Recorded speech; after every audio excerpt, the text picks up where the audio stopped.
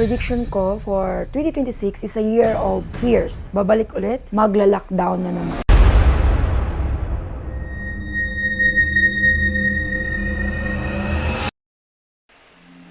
Hello po mga ka-PTV, sa video na ito ay tatalakayin natin ang masasamang pangitain sa isang lugar na ito ayon sa mga visions ni Madam Rudy Baldwin. Pero kung ikaw ay hindi pa nakasubscribe sa aking channel, baka naman.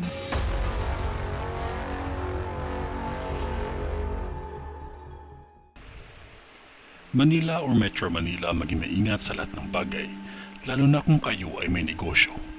Maging malaking problema ito dahil talamak ang nakawan kahit sa publiko.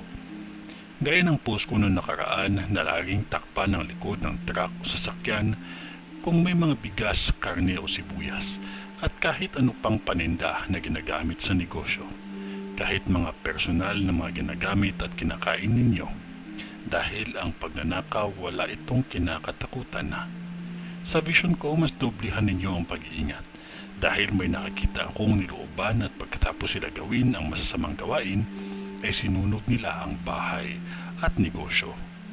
Walang sinasanto ang magnanakaw ngayon na kahit sasakyan ay sinisira upang mabenta lamang ang mga nabaklas nila. Tumaas ang krimen, lalo na sa mga driver. Mapagmatyag sa bawat sasakyan ninyo upang krimen ay maiwasan. Sa mga negosyante, mag-maingat lamang ang lahat. Dahil sa vision ko, madami ang magiging biktima ng krimen. Sa buong Pilipinas, paghandaan ang isang pandemic na malala, isang sakit na mabilis kumalat katulad ng COVID.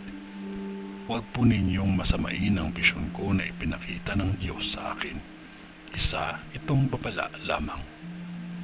Ingatan ninyo ang inyong mga anak at sarili dahil bumabalik ang problema sa dami ng mga nawawalang tao. Meron ding 2 gas station na nakikita ko na masusunog kahit sa panahon ng krisis. Huwag lahat paniwalaan ang mga makikita nyo sa social media, kaya laging mapanuri. Taong 2022 at 2023, nabanggit ko na sa inyo ang giyera na mangyayari sa isang Muslim country na kung saan sinabi ko na madaming bansa ang madadamay. Ngunit kaguluhan yan ay binanggit ko na hindi magtatagal at matatapos din.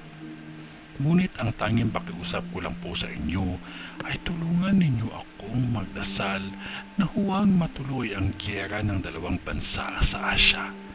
Dahil doon tayo mahihirapan talaga. Lalo na kung ang bansang Malaysia na tahimik ay madadamay. Isang malaking sigalot sa ating lahat yan. Ang tanging hiling ko lang ay magdasal dahil malaki ang kapangyarihan ng pagdarasal. Magiging malaking balakid ang problema sa pagnanakaw sa lantarang lugar na animoy wala ng kinakatakutan ng mga taong gumagawa ng masama sa kapwa. Ang krimen ay wala ng sinasanto na kahit ang pari at naninilbihan sa simbahan ay walang takot na gagawa ng masama. At kahit simbahan ay pinagnanakawan. Sa Luzon, may 2 lindol akong nakikita na magaganap pa lamang at may kalakasan ito. Mga taga-Alabang at Marikina, magmaingat sa lahat ng bagay na magiging sanhi ng sunog. Isa na dito ang Malabon at Espanya. Mangyayari pa lamang itong malawak na sunog, lalo na sa mga taga-Tondo. Mga taga-Tondo, sobrang lawak na sunog na naman ang magaganap dyan. At isa na din dito ang Pasig. Walang may gustong mangyari itong lahat kaya may babala upang maagapan. May isang vlogger akong nakakita na masasawi dahil sa krimen at isang kilalang artista na kung saan aksidente ang ikakasawi nito. On the spot po ito nasawi at di na kinaya. Kilalang artista po ito. Huwag makalimot ang manalangin. Ito ay ang bisyon ni Madam sa Luzon. Sa ngalan ng Diyos Ama, ng Diyos Anak, at ng Diyos Espiritu Santo. Amen.